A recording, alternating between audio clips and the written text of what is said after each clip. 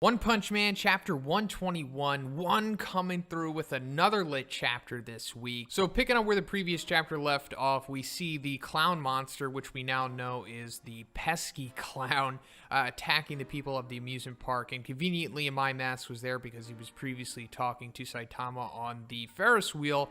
So he's able to intervene in time and to, mitigate any more casualties that are going to happen. So then we get as much exposition as we basically need on this new monster, and it's pretty interesting actually. I really like this monster, and it certainly shows that one is evolving, not just with his story and certainly his art as we've seen since he came back from his hiatus, but just the variety and the dynamics of these monsters too, because this is, one of the most unique monsters we've seen so far in the series, and their abilities are definitely getting more nuanced, I'll say. So let's get into this guy. So apparently this is another case of a monsterization happening via the person merging or just fusing with their costume, as per what Amai Mask is saying. So I guess this guy was maybe like a professional clown or something beforehand, since people say that like they thought that he worked at the amusement park. So maybe he did work there and that was like his job, and then I guess just he gradually monsterfied and then fused with his costume and then gained abilities accordingly. And one of those abilities is having the balloons that he carries act as damage substitutes. So I guess this also is a part of him monsterfying with his costume, because he was probably always holding the balloons, so they became supernaturally attached to his monsterization as well. So when he takes any kind of damage, or at least it seems the maximum allowance, as Amai Mask says, like I guess when he receives like a blow that is basically the equivalent to him dying, then these balloons will pop and then take the damage for him.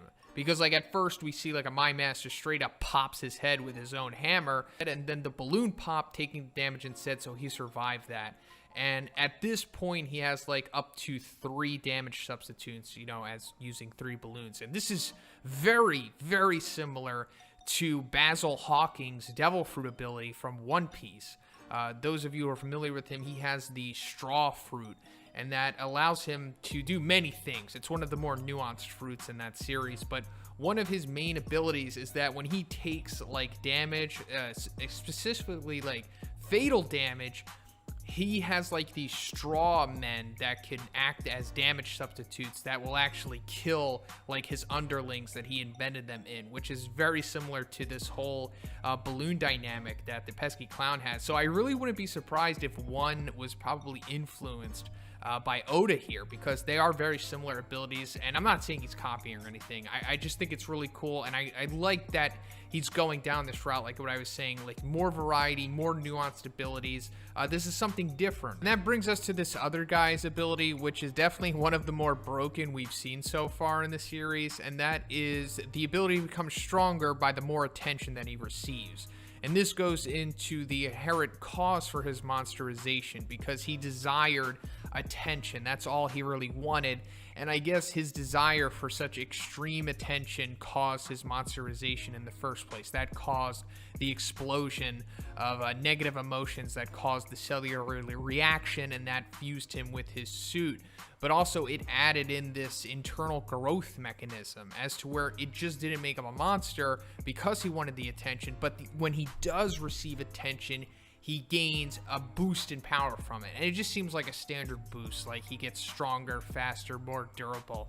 It's nothing, outside of the ordinary that we see with like monsters and stuff like this. Now, don't get me wrong, this is a very good ability, one of the better ones that we've seen so far, but I wouldn't say that it's like completely broken, like going into unfair territory, because in theory, if you were strong enough just right off the bat and you encountered this guy one-on-one, like an S-class hero, maybe even like a high A-class guy, could probably take care of him at his base level, even though he is pretty formidable even at Tiger level. Like he's probably around like Combo Infinity level, like, going into that above Tiger territory. But given that they are in this amusement park, and given that Amai Mask is there, the most famous hero arguably, it's the perfect storm, which is just the best environment for the explosive growth that this clown is going under, because now he's just amplified entirely because there's so many people around him, so many people focusing on him that they're just buffing him to like demon level.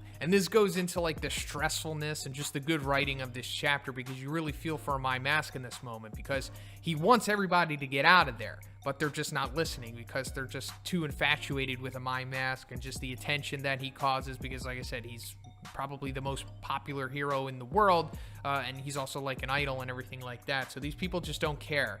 They're just like, oh my god, Amai Mask. And he's like, look, there's like seriously a monster here. He's gonna like kill everyone.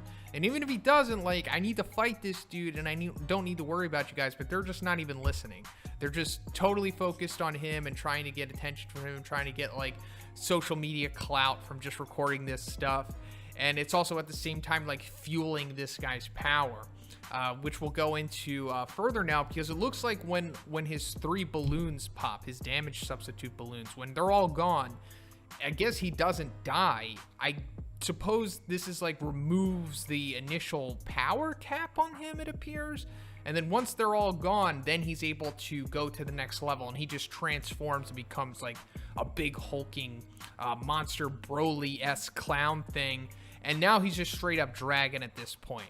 So that's like making him one of the more formidable monsters that we've seen so far in the series. And like I said, not completely broken, because if isolated, he can be taken care of. But like when he's in like a big crowd like this, then he's just really dangerous. Like he quickly went to dragon level, and this is definitely the worst that Amai Mask has ever been beaten in the series so far. Like not even Fear Ugly really did this much damage to him, and Awakened Garo only really caved in his face and then kind of let him be.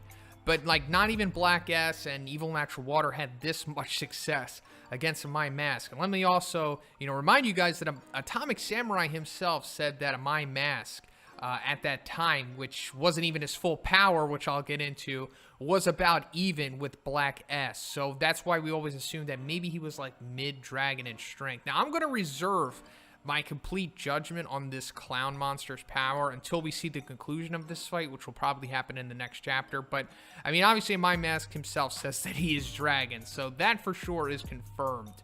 But then that brings us to the end of the chapter, where we see Amai Mask kind of having like this internal conflict with himself, where he's like, okay, do I use my full power and expose myself to the public, or do I let a couple people die so that people will run away, and then I can go into my true form, and then I won't be exposing myself, because then, everyone will be gone, but at the same time, I'll be sacrificing the lives of a couple people.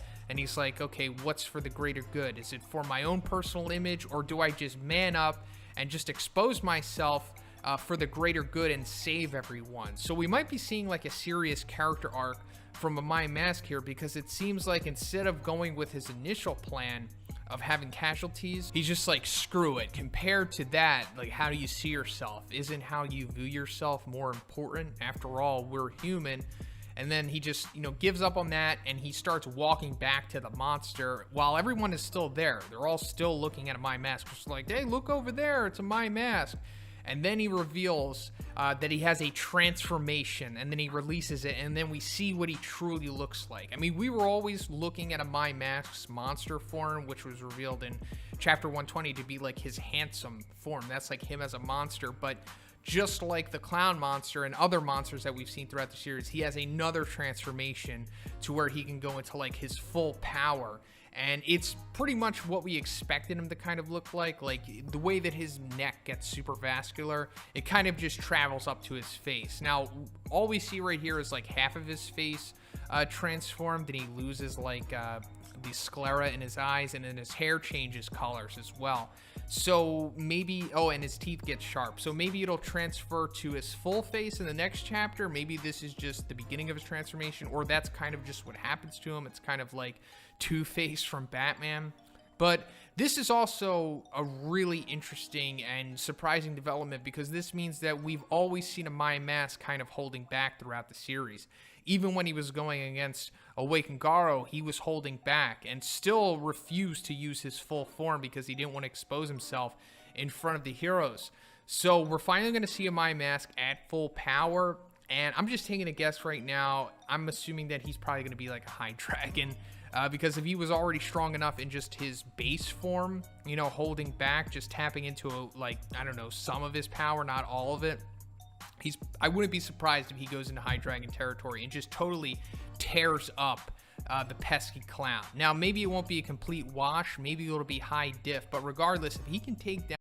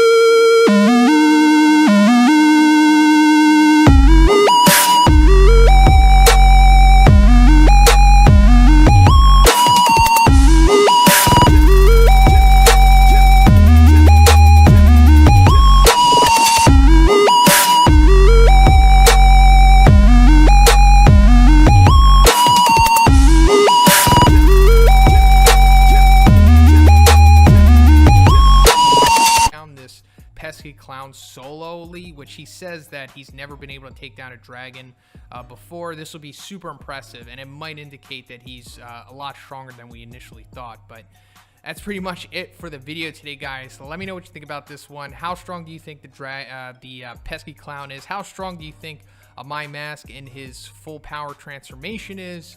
But also, if you liked it, guys, please give it a like.